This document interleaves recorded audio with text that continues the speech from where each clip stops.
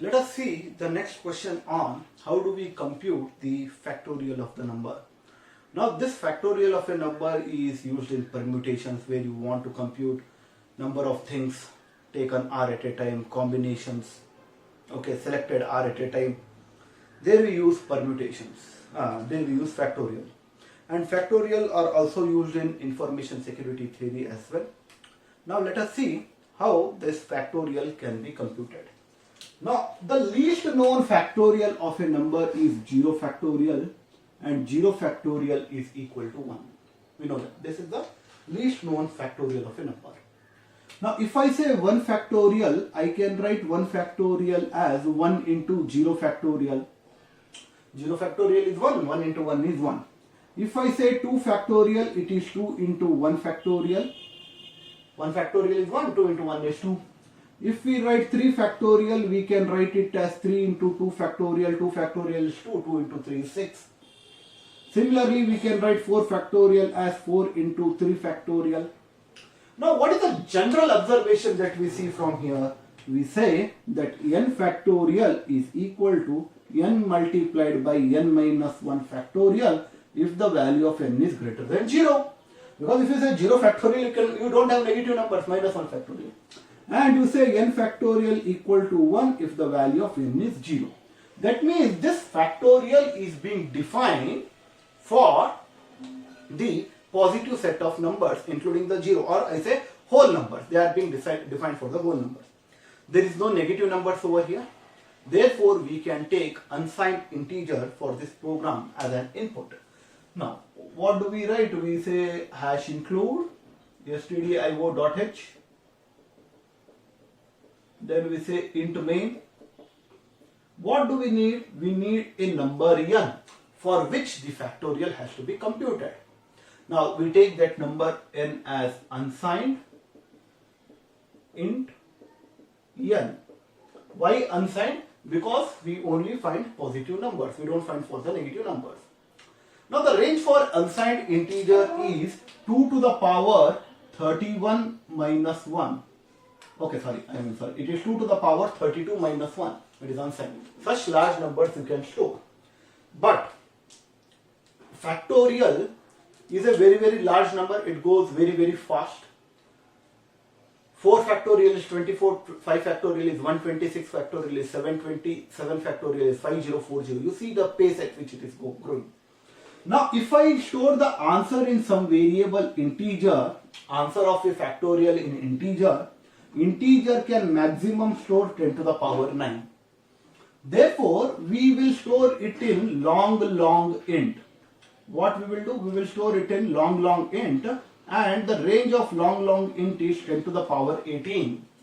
Is that okay? And if you get more than 10 to the power 18, that means more than 18 digits, we can store the answer in an array. That we will see when we discuss the array, how to compute the factorial of the large numbers and store in an array. Now let's say long int, and I say f. That is where I want to store the factorial. Now what should be the initial value of factorial? The initial value of factorial should be 1, because this is the least known value. And we are doing multiplication over here, and the multiplicative identity is 1 as well. Hence we say is equal to 1. Okay. Now we need a loop variable to count.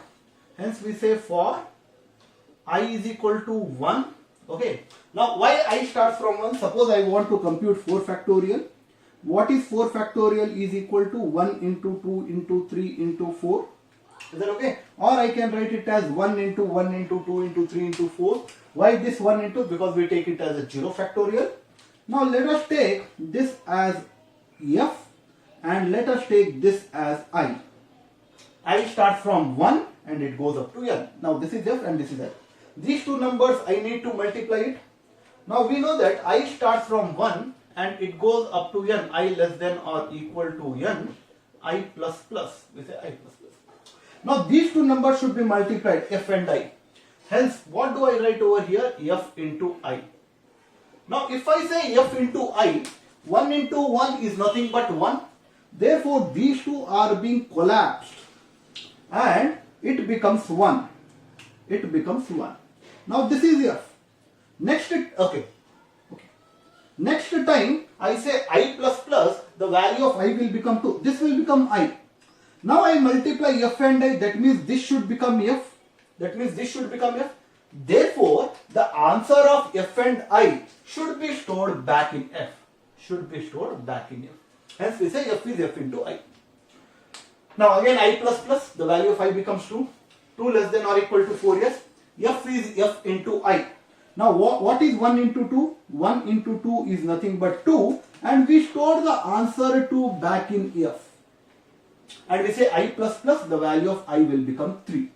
You go back, 3 less than or equal to 4. Yes, 3 is less than or equal to 4. F into I, 2 into 3. What is 2 into 3? It is 6. Therefore, this is being erased and 6 is stored back in F, and we say I plus plus, the value of I will become 4. 4 less than or equal to 4. Yes, F into I. 6 into 4 is 24.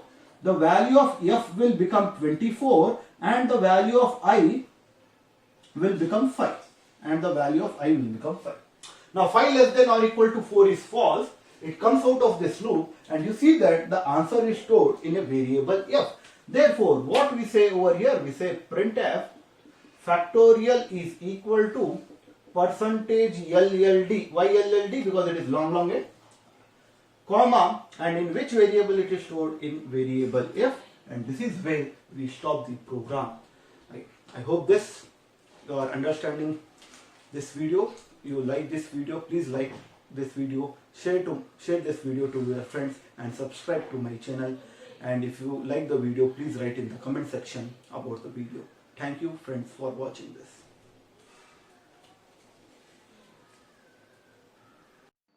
For the online paid courses of C programming, data structures using C, and analysis and design of algorithms, you may contact at the given email ID and you may download the following app. The app link is being given in the description section. Thank you.